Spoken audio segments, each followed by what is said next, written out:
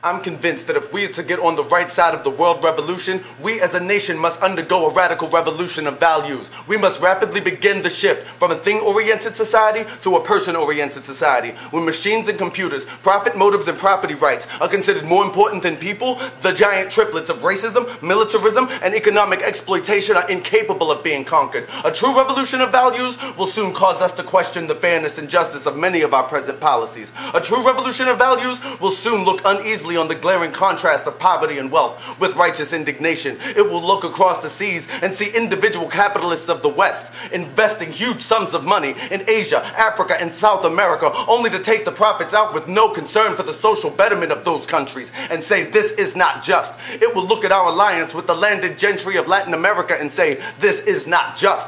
The Western arrogance of feeling that it has everything to teach the world and nothing to learn from them is not just. A true revolution of values will lay hands on the world order and say of war, this way of settling differences is not just. A nation that continues year after year to spend more money on military defense than on social programs is approaching spiritual death. Oh my friends, if there is any one thing that we must see today is that these are revolutionary times. All over the globe, men are revolting against old systems of exploitation and oppression, and out of the wounds of a frail world, new systems of justice and equality are being born. The shirtless and barefoot people of the land are rising up as never before. The people who sat in darkness have seen a great light. A genuine revolution of values means, in the final analysis, that our loyalties must become ecumenical rather than sectional. Every nation must now develop an overriding loyalty to mankind as a whole in order to preserve the best in their individual societies. This call for a worldwide fellowship that lifts neighborly concern beyond tribe, race, class, and nation is in reality a call for an all-embracing, unconditional love of all men.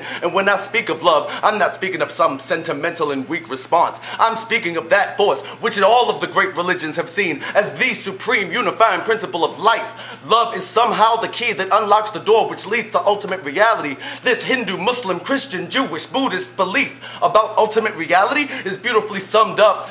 Let us love one another, for God is love, and everyone that loves is born of God and knows God. He that loves not knows not God, for God is love. If we love one another, God dwells in us, and his love is perfected in us. Let me say finally that I oppose the war in Vietnam because I love America. I speak out against this war, not in anger, but with anxiety and sorrow in my heart, and above all, a passionate desire to see our beloved country stand as the moral example of the world. I speak out against this war because I am disappointed with America, and there can be no great disappointment where there is not great love. I am disappointed with our failure to deal positively and forthrightly with the triple evils of racism, economic exploitation, and militarism. We are presently moving down a dead-end road that can lead to national disaster. America has strayed to the far country of racism and militarism. The home that all too many Americans left was solidly structured idealistically. Its pillars were solidly grounded in the insights of our Judeo-Christian heritage. All men are made in the image of God. All men are brothers. All men are created equal. Every man is an heir to a legacy of dignity and worth.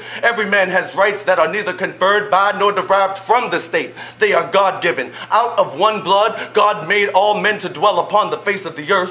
What a marvelous foundation for any home. What a glorious and healthy place to inhabit.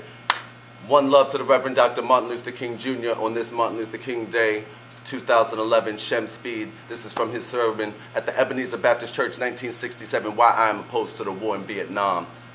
Martin Luther King said it first. I didn't have to. One love.